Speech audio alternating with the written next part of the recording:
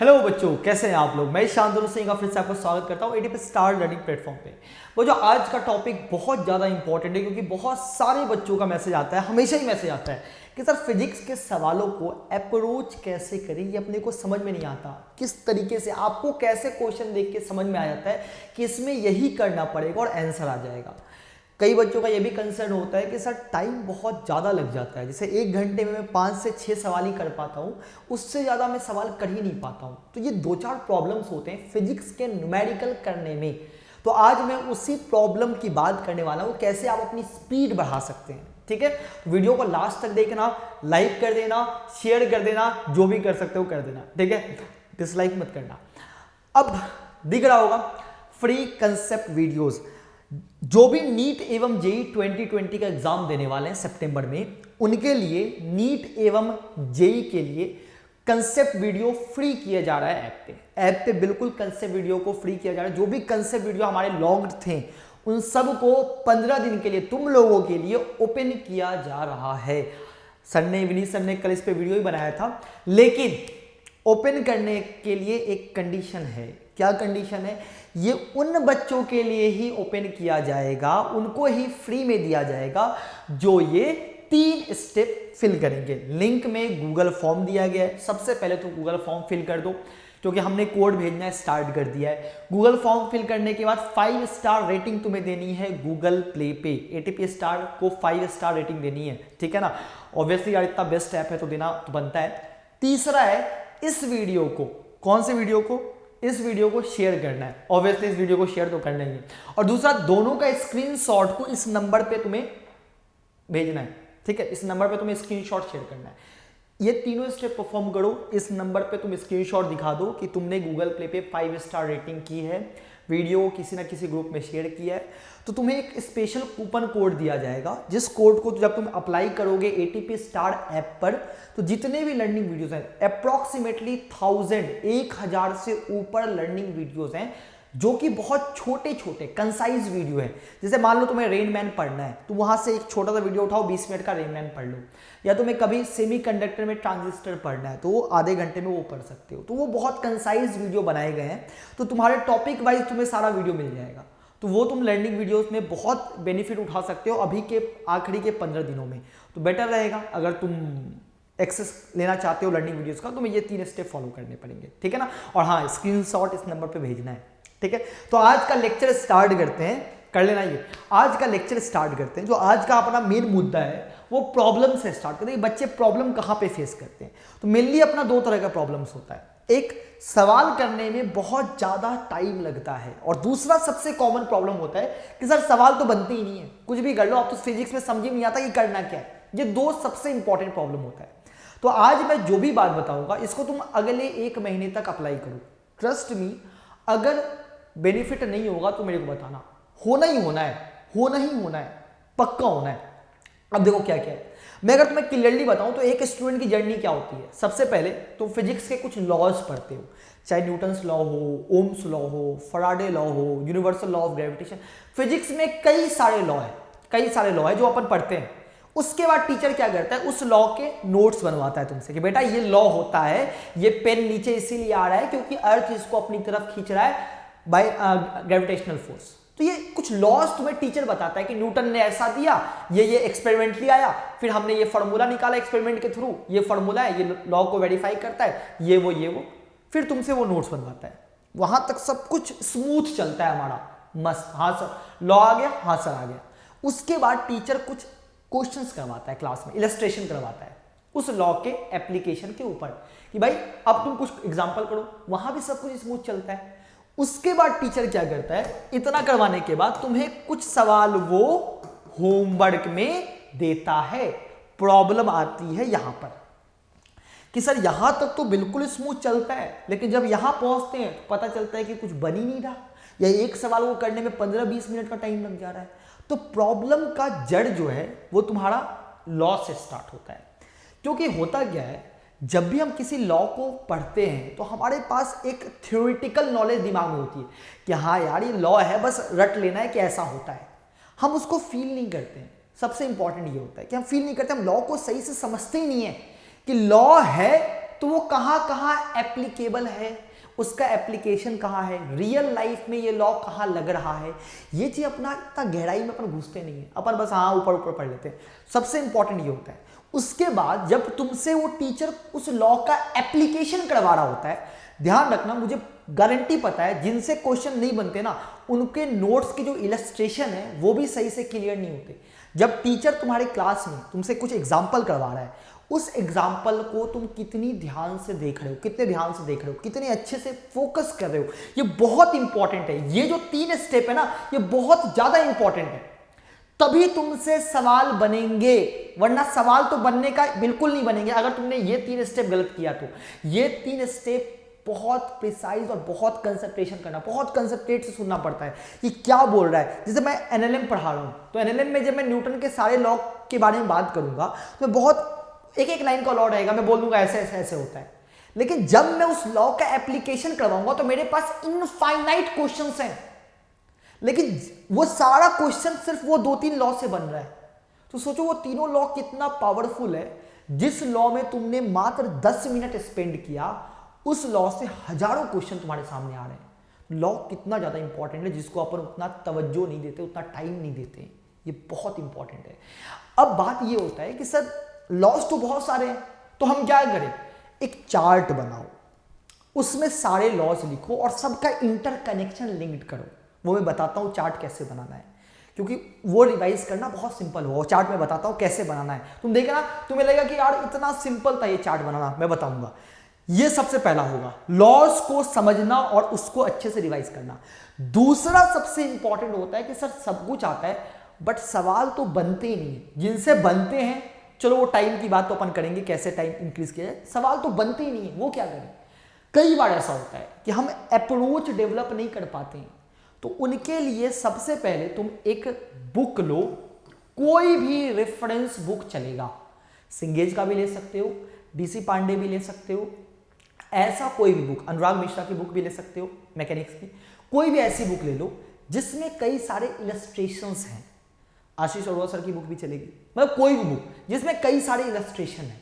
कई बार क्या होता है कि हमें पता नहीं चलता कि क्या करें, बट कई सारे इलस्ट्रेशन को देखने के बाद, सॉल्व करने के बाद हमारा अप्रोच डेवलप हो जाता है। वो एक स्टार्टिंग में अपने को एक्सेलरेशन चाहिए होता है, तो वो गलत नहीं है। इलस्ट्रेशन को देखकर खुद से ट्राई करना वो गलत नहीं है। मैं खुद करता था, मैं जब अपने टाइम में पढ़ाई करता था ना, तो इलस्ट्रेशन मैं देखता था, मैं अनुराग मिश्रा सर की बुक रखा हुआ था और उनमें देखता था, एग्जाम्पल सॉल्व करता था कि एग्जाम्पल कैसे, और फिर मैं देखता था कि मैंने कहाँ गलती की, उसने क्या अप्रोच किया, तो उससे मेरा अप्रोच डेवलप होना स्टार्ट हुआ कि हाँ इस तरीके के सवालों में ऐसे करना है। अब उसके आसपास वाला भी सवाल मिलता था ना, तो मैं कर देता था। सबसे इंपॉर्टेंट है, अगर सवाल नहीं कर पा रहे हो, बिल्कुल हो ही नहीं रहा है, तो एक कोई भी रेफरेंस बुक ले लो जिसमें कई सारे इलस्ट्रेशन है और तुम उस इलस्ट्रेशन को ही सॉल्व करो, उस इलस्ट्रेशन को सबसे पहले सॉल्व करो, उसके बाद तुम फिर न्यूमेरिकल पे आना। सबसे पहले ये काम कर लो। अगर बिल्कुल भी सवाल नहीं बनते तो गारंटी बता रहा हूं, ये करके देखो, मैंने खुद किया है और सच में सवाल बनने लगेंगे, इस बात की गारंटी मैं दे रहा हूं। अच्छा, कुछ इंपॉर्टेंट पॉइंट्स हैं। वो क्या क्या इंपॉर्टेंट पॉइंट्स हैं? सबसे पहले जब तुम्हारे पास टेस्ट में क्वेश्चन पेपर मिलता है, जैसे मैं मान लो कोई क्वेश्चन पेपर मिला, हम लोग क्या करते हैं, डायरेक्टली डाटा लिखते हैं, ML, क्वेश्चन पढ़ा 2 सेकंड में और लिखना स्टार्ट कर दिया। वो गलत है। जब भी तुम्हें क्वेश्चन मिले, सबसे पहला काम तुम्हें क्या करना है, तुम्हें क्वेश्चन देख के ये पता करना है कि ये किस चैप्टर का क्वेश्चन है। मान लो मैंने क्वेश्चन देख के पता तो चली जाएगा कि ये एनएलएम का क्वेश्चन है। अब मेरे को पता है कि ये एनएलएम का क्वेश्चन है और एनएलएम में बस 2 से 3 लॉ हैं, उसी लॉ का ये इलस्ट्रेशन है, तो मेरे दिमाग में वो सारी बातें आ गई कि यही 3 लॉ लगेगा। अब एनएलएम के क्वेश्चन में मैं इलेक्ट्रोस्टैटिक का कूलम्स लॉ तो नहीं लगाऊंगा ना, इतना तो कॉमन सेंस मेरे पास है। तो जब भी सवाल देखो तो 10 सेकंड स्पेंड करो सवाल को देखने के बाद, तुरंत हड़बड़ाओ मत, 10 सेकंड स्पेंड करो, सोचो कि किस चैप्टर का है, किस पार्ट का है, फिर उसके बाद अप्रोच डेवलप करना है।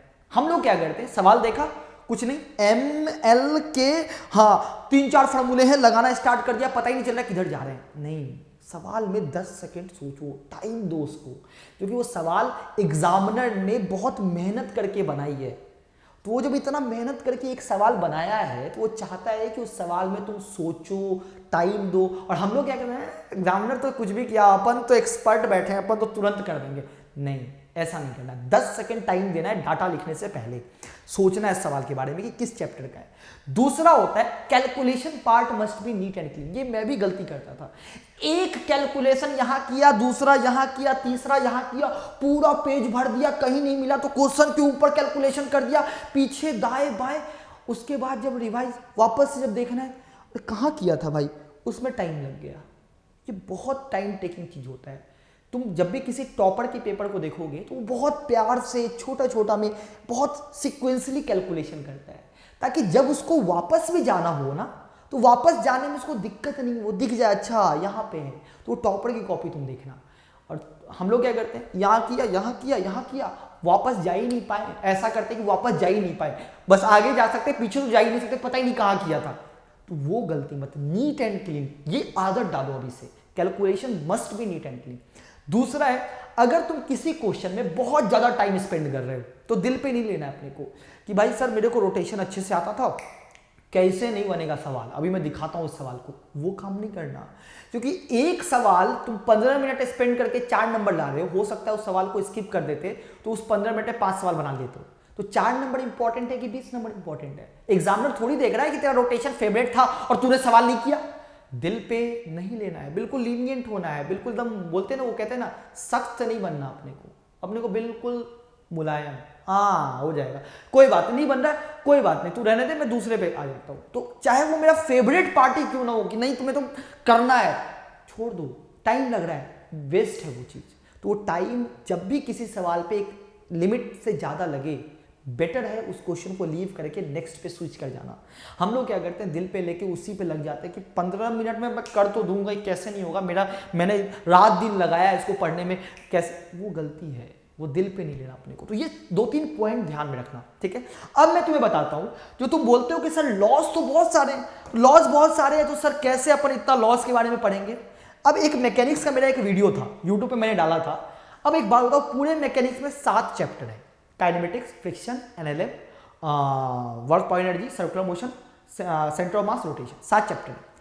सातों चैप्टर में पूरी मैकेनिक्स में इससे ज्यादा कुछ है ही नहीं, इतने ही लॉ है और इतने चीज का ही एप्लीकेशन है। एक पेज में मैंने सारा लॉ लिख दिया और पूरी मैकेनिक्स में इससे ज्यादा कुछ भी नहीं है, इस बात की मैं गारंटी दे सकता हूं, कुछ भी नहीं है, इसी का सारा कुछ एप्लीकेशन है। क्या, मोमेंटम से स्टार्ट हुआ, डिफरेंशिएट किया तो फोर्स आ गया, फोर्स अगर जीरो है तो translation equilibrium, force non zero है तो एक्सेलरेशन होगा। कुल मिला के हमने 5 तरह के फोर्स की बात की थी, gravitational force, tension, normal, spring, friction. अपने को सारा कुछ पता है कि हाँ इतना ही है। वर्क पता है अपने को, integration of F dot D S होता है। फोर्स अगर कांस्टेंट रहा तो इंटीग्रेशन के अंदर रहेगा, वेरिएबल रहा तो बाहर आ जाएगा।